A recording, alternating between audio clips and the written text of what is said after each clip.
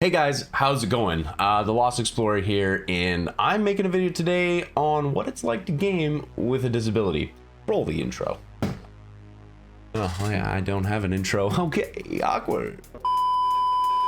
Okay, so let's walk you through how I got to where I am. Step by step, kind of. If you know anything about me or if you know me personally, I explain things the long form because in my brain it is like, these are the steps. I have to tell you all the steps, otherwise you won't know all the steps and you may skip one, and that would drive me nuts. So basically, let me just tell you how this happened, how I got here, how I still game, and I hope you enjoy. I hope it's informational to you and you can take it and use it in your life. Okay? All right, let's do this thing. So Friday the 13th of November 2009. Yeah, Friday the 13th. You did hear that right. It was also a full moon, my mom says. So everything was kind of working against the world, but it all kind of funneled onto me. And I had a table saw that I was working on. I was doing woodwork. I also was a pianist and a rock climber, a boulderer, a free climber. And it's probably not the best combination of like hobbies because they all need your fingers. And one of them is like, hey, but if you do me wrong, I'll just cut them off. So I did it wrong, I guess. Safety lesson. Don't take saws for granted. Don't take any work equipment. Don't take any equipment for granted. How about that? That's the rule. And also, if there's a safety provided for the machine, put the safety on the machine. No matter whether your boss says, nah, we don't need that. Just do it. Just do it. It's probably gonna save your either life or fingers. Basically, there was an excess bit near the blade of my industrial table saw, and I was like, I gotta get that out of the way because it'll catch the blade, shoot back, hit me in the gut. Maybe it'll even hurt. Wouldn't want that. And so I reached over, my piece fell off a little bit. I tried to save my piece. My fingers went into the blade. I lost this bad boy, this bad boy, this bad boy, and this bad boy was cut almost all the way through and was kind of like hanging off to the side, like all nasty. Probably TMI, but here I am. And it's still here. So this one here, they put back on. I don't have like any feeling here. They put this one back on, and this one, my ring finger and my third finger on my left hand, were put back on. The ring finger only lasted for 14 days. It kind of got gross and disgusting, and they were like, oh, we got to get this off before it really affects the rest of his body. And then this one stayed on for like 2 years. We'll talk about that in a second. And this one they never put back on because gross things happen to the upper bit, and so not possible. So anyways, I still have, can you see this? Can it zoom in on, focus on my hand? Can you see that? It bends. There's like a tiny bit of knuckle that they were able to save.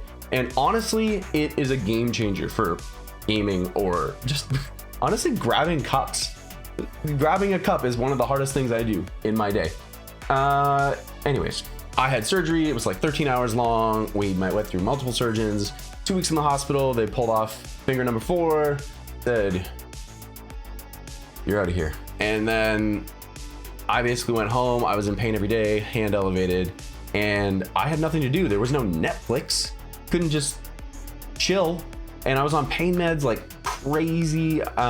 So basically, the biggest reason I was on lots of pain meds was because they put my third finger back on. My body was basically trying to heal them together. It was kind of nasty.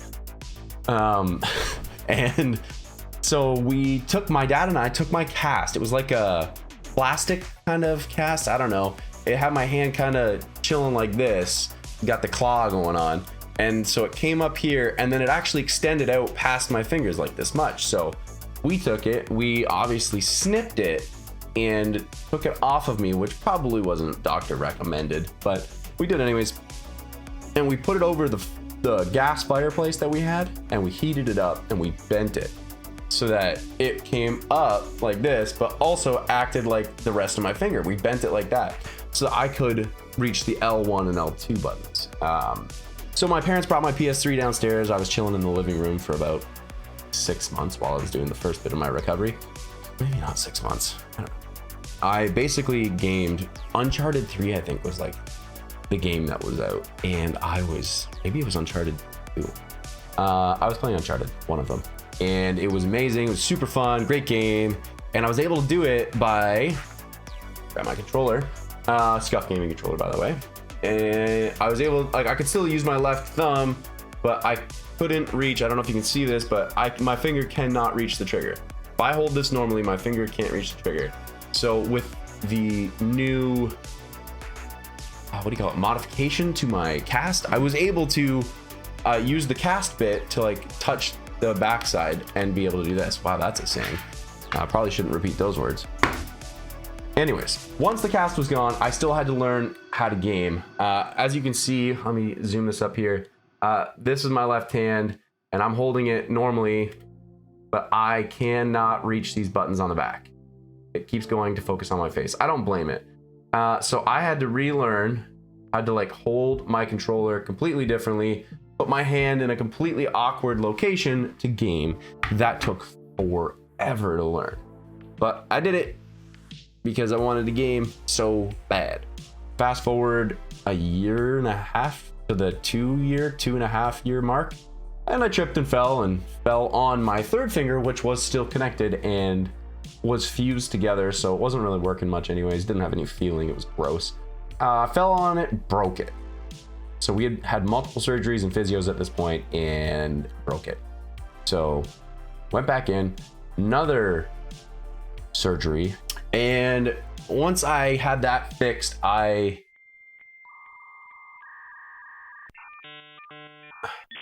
happened? Oh, sorry. Wow, that was aggressive. So I fell on it, broke it, they refused it. So, okay, to hold a cup for me is very difficult. I have to like hold it. I have to be very careful right now even. My pinky barely has any strength when it's this open, so it doesn't do much. I'm basically just holding it, like the palm of my hand is just squeezing and holding. But my third finger, right, would have like come way out to here. Kind of crazy. And so what they did was they took my finger, it was like this the whole time, and they bent it. They kept the break. They bent it and they put it back together like that, fused it in the position that it was. That was the worst decision. I couldn't even put my hand in my pocket because my finger was bent the whole time and it was in tons of pain. I couldn't put it in my 8-9 months after that. I was like, hey doc, let's take this off. It is the worst thing ever. I can't wash my hands in the sink because I bash it off the back of the sink. I hit it on stuff. I can't put it in my pocket. Like, I can't do anything. So we took it off. Cool fact, I got to be awake during the surgery, and after they had done some of the major stuff, the doctor let me see what was going on in there. He trusted me to not faint. Nice guy. So anyways, full circle thing. It was great. And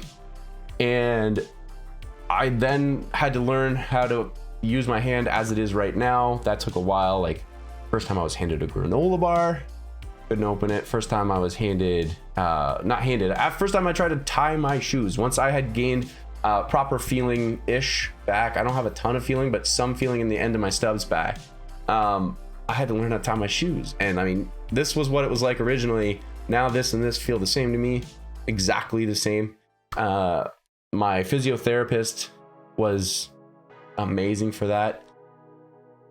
Anyways, that is kind of like the story on how I got my disability, how I learned to game with my disability, and just how difficult the small things are.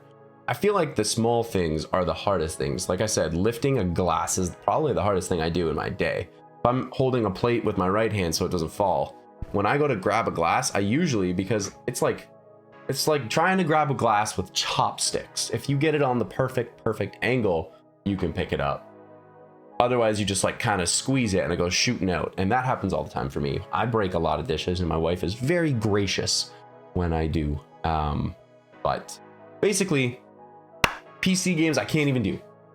I can't hit WASD because my pinky is the only thing that can actually reach the keyboard and my thumb. My index finger can barely reach, and the rest of them, like, I mean, these stubs, it's like, thanks for coming out, but you just aren't tall enough. You got to be this tall to ride the ride, and they are not anymore. So it's fun. I can joke about it tons now, and it's great.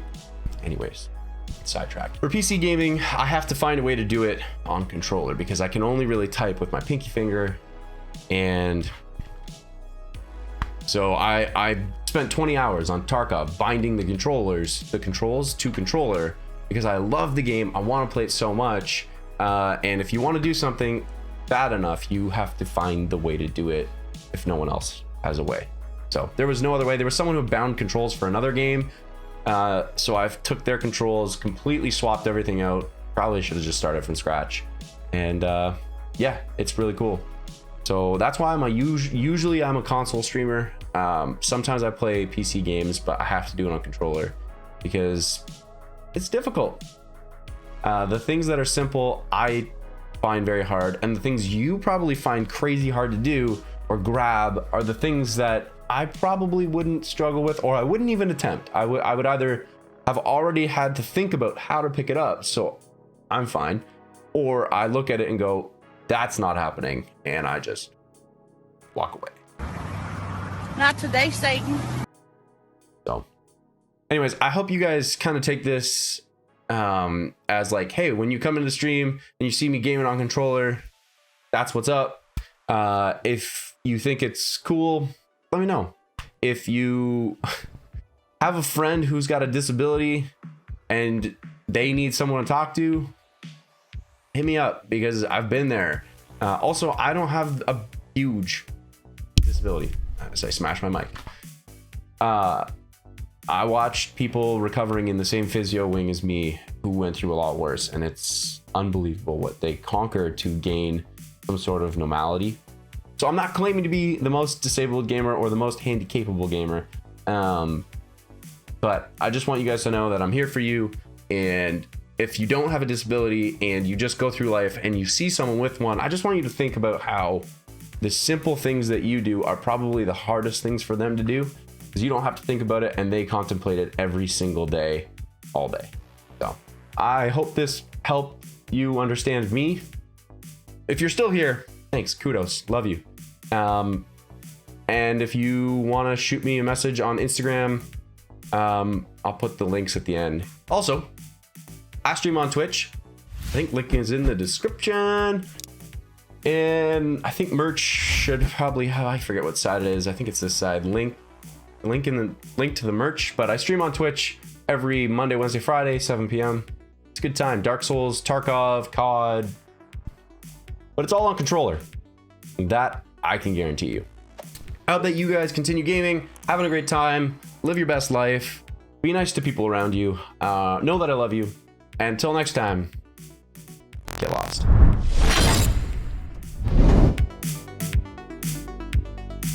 Okay, so if you want to come watch me stream on